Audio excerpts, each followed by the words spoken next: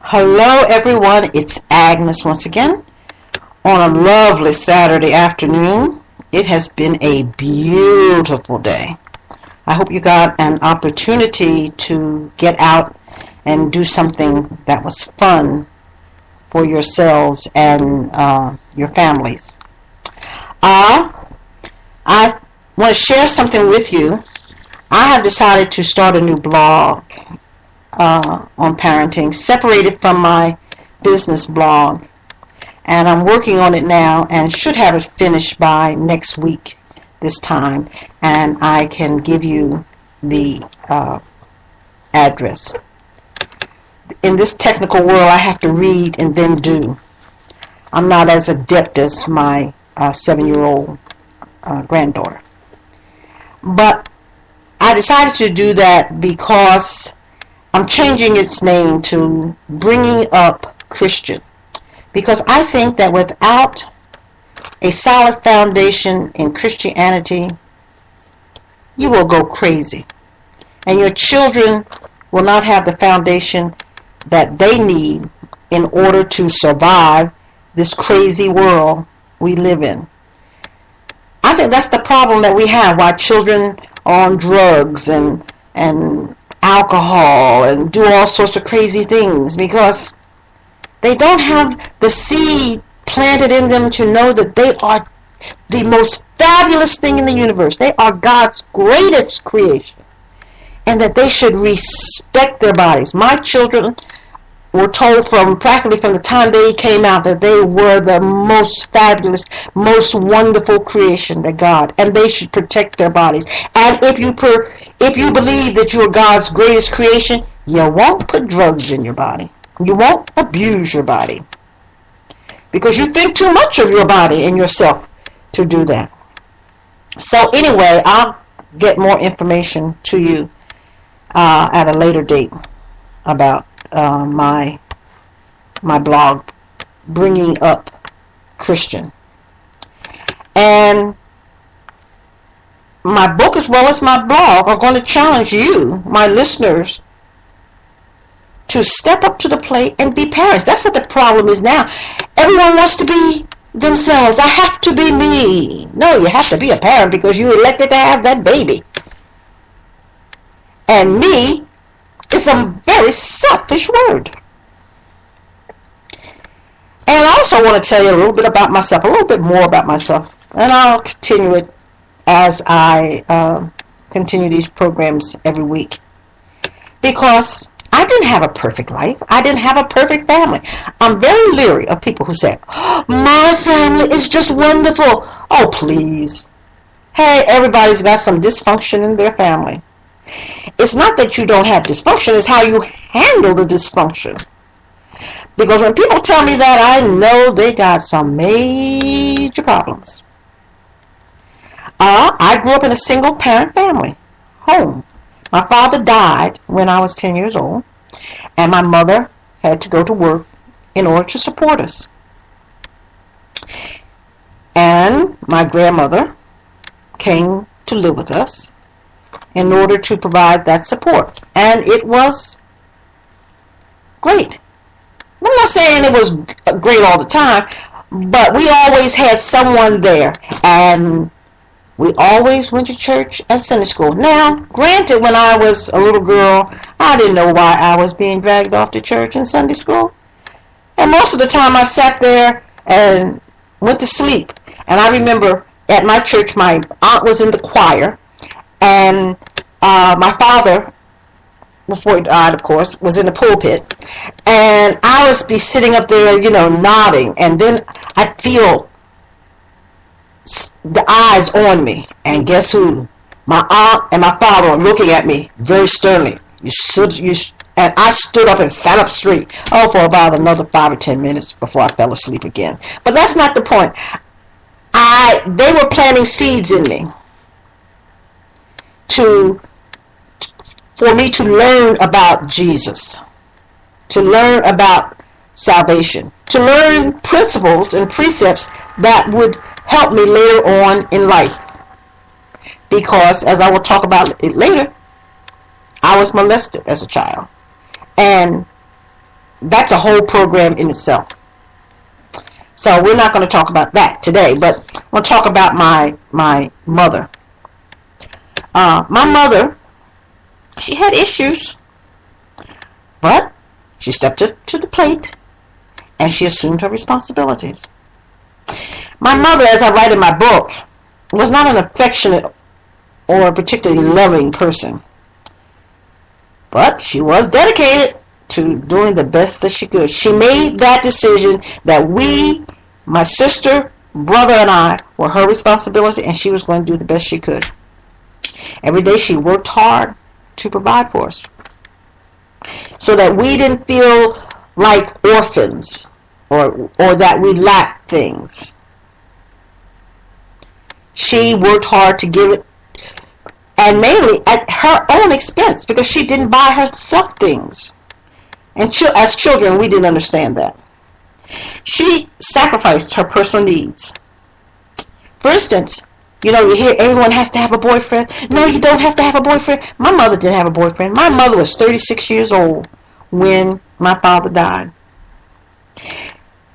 I cannot remember a time when my mother was not home for dinner. Dinner was on the table at 6 o'clock. We were all seated at the table at 6 o'clock, and we were talking about our day. What had happened at school. She was always there. She helped with homework, made sure we did homework, she and my grandmother. I mean, it was a collaborative effort between the two of them. But she didn't have boyfriends. I don't ever remember a man outside of our family ever stepping across our doorstep. It was so bad, and we so seldom saw men, that in our culture, they say on New Year's that the first person over your threshold should be a man, and that would bring luck for the rest of the year. We didn't have men come across our threshold. We would take our brother. We'd pick up our baby brother, put him outside on the porch, and tell him to come across the doorstop. Because that was the only man that was coming in our house. So it was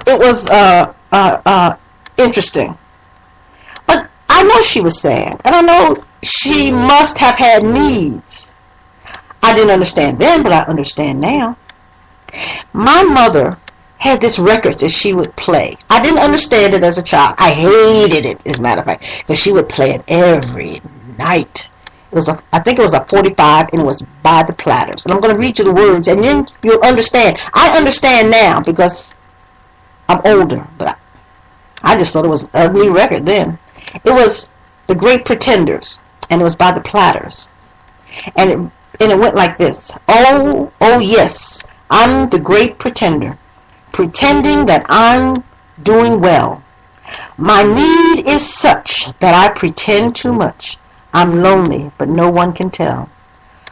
Oh yes, I'm the great pretender, adrift in a world of my own. I've played the game, but to my real shame, you've left me to grieve all alone. Too real is this feeling of make-believe, too real when I feel what my heart can't conceal. Yes, I'm the great pretender, just laughing and gay like a clown. I seem to be what I'm not, you see. I'm wearing my heart like a crown, pretending that you are still around.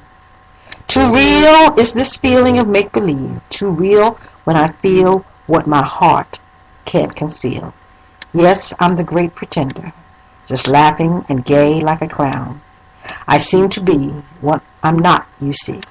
I'm wearing my heart like a crown, pretending that you are still around. I read that to my mother, or tried to sing it to my mother, the last days of her life, when she was in the hospital. And because it was so telling, because my mother had done so much for us and had put herself in third place. There's a book out. It was written by a football player whose name I can't remember, but I think he's with the movie Brian song. Gail Sayers, I think it's Gail Sayers, who wrote the book I Am Third. God is first, my family second, I am third. My mother, God bless her, was an upright and moral woman, and she felt that it was necessary, and her responsibility to bring us up in a moral environment. As I said, we lived in no man's land. Unfortunately, today's parents, today's mothers feel that they just have got to have a man. And the feminists tell them, feminists tell you, you have got to be true to yourself. And you have got to feel good about yourself. No, you don't. You got to pray that God gives you strength so that you can go on. You have children. If you want to be selfish and you want to be part of the me generation, then don't have children. Otherwise, you have got to practice some self-denial. And you have no right exposing your children to all kinds of dangers. We read about it every day in the newspapers. Every day some child is abused, killed, raped. And why? Because some woman has decided that she's got to have a man. I've got to have sex. I'm telling you, you don't have to do it. And if you want to raise productive children, productive so that they are a credit to themselves and to society, you're going to have to do things that you might not always want to do. But it is your responsibility. And, that's a hard thing for a lot of young women, a lot of old women to contend with. Because I know it's lonely, and sometimes you feel so unloved and unwanted, and you just want someone to hold you. Well, so does your child. You've got to put your desires on the back burner. And you've got to make that commitment to your child to be the best possible parent. If you want to have successful children, good, honest human beings, if you don't want to have to spend your adult or your older years crying because your child has done something. Now, I'm not saying that what I'm going to tell you is going to keep your children out of trouble. But, as I have told my children, I did the best that I could do. I raised my children as biblically.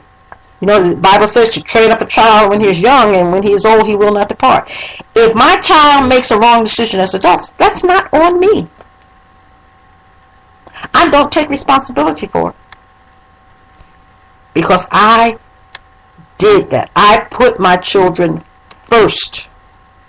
Their welfare first. And I was not my children's friend. I was their parent. Anybody can be a friend. It's hard being a parent. And the world tells you can have everything. The feminists tell you you can have everything, and you have to be true to yourself. Forget that crap. You have to prioritize your life. And hopefully in my book and on my blog, and you can ask me questions, I can offer you some solutions. How? I'm not saying being a parent is drudgery. It isn't. It's the best high you can possibly get. When I sit down and watch my children in the plays, and I go to those things at school, it is the best high anyone can have. I don't know about drugs or anything like that, but seeing your child being successful and loving and having them look at you, nothing else in the world compares. Nothing in the world compares. Anyway, it's about time for me to draw this little commentary to a close. And as I said, next week we'll probably talk about the culture and how our culture and family are being degraded. And it's a degenerate culture. We'll talk about that, some statistics. But hopefully I can give you some solutions. And you can always go to my current blog, which is on goldiesorganics.com, and the new blog, which is bringing up Christian.net, excuse me. It's not finished, but it might come up, and you can leave your messages there. Have a great week. And remember, our children want more. Our children want